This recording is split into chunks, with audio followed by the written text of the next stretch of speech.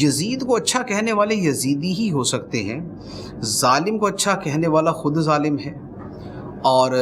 جو جس کی تعریف کرتا ہے تو وہ اسی کے ساتھ شامل ہے، جو جس کی تائید کرتا ہے وہ اسی کے ساتھ کھڑا کیا جائے گا۔ تو یزید کو اچھا کہنا جو ہے یہ کسی یوں کہہ لیں کہ سخت دل گردے والے کا کام ہے، مضبوط دل گردے والے کا نہیں، سخت دل گردے والے کا کام ہے کہ یزید جیسا ظالم آدمی اور فاسق و فاجر آدمی کہ جس کے فسق و فجور پر اہل سنت کا اجماع ہے کہ وہ فاسق تھا، فاجر تھا، بلکہ جس کے بارے میں علماء کی ایک تعداد ہے جو اسے کافر کہتی ہے۔ ہم جو احناف ہیں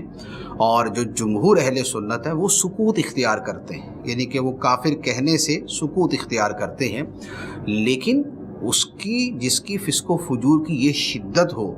کہ جس کے ظالم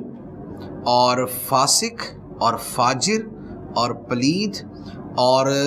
دین میں رخنہ اندازی کرنے والے اور اہل بیت پہ ظلم ڈھانے والوں کا ساتھ دینے کا صرف الزام نہیں بلکہ ثابت جرم ہے،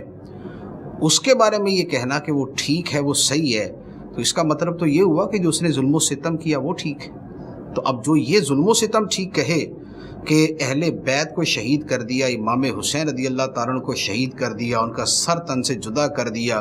ان کے بدن مبارک پر گھوڑے دوڑا دیے اور ان کی جو ناش مبارک ہے اس کو ریزہ ریزہ کر دیا اور جن کے سر کو نیزے پر بلند کیا گیا، تو اگر کوئی اس کو ٹھیک کہتا ہے تو وہ تو اپنے دین ایمان کو دیکھ لے کہ اس کا کلمہ اس نے پڑھا بھی ہے یا نہیں پڑھا۔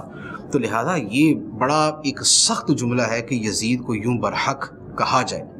اچھا، یہاں پر ایک اور چیز عرض کروں گا،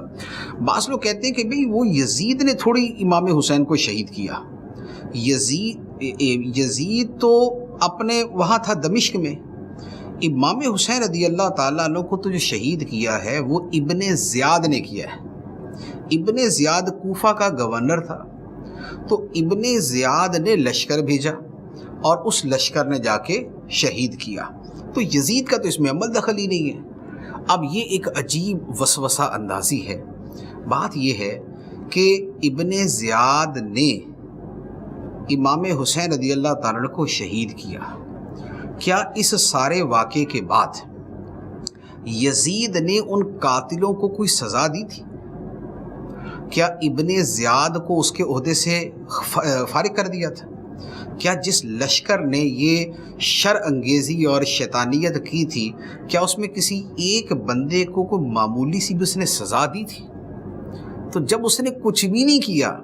تو پھر کیسے کہہ سکتے ہیں کہ یزید جو ہے وہ اس فعل پہ راضی نہیں تھا؟ کیا جو ملک کا حکمران ہے کیا اس کا یہی کام ہوتا ہے کہ جو ظلم و ستم بھلے جتنا مرضی بڑا ہو جائے اور وہ بعد میں بس یہ بولے کہ یہ تو نے کیا کر دیا، یہ تو نے کیا کر دیا، اور اتنا کیا کہ وہ فارغ ہو جائے؟ کیا دنیا کا کوئی قانون ہے کہ جو ایسے حکمران کے بارے میں یہ کہے کہ یار دیکھو نا اس نے تو اپنی ذمہ داری پوری کر دی تھی؟ کیا یہ اگر اس نے یہ دو چار جملے بولے بھی تھے تو کیا یہ جملے بولنے سے کیا اس نے حق ادا کر دیا تھا؟ کیا اس نے سزائیں دی تھی ان لوگوں کو؟ جب نہیں دی تھی تو پھر کیسے کہہ سکتے کہ شریک جرم نہیں تھا؟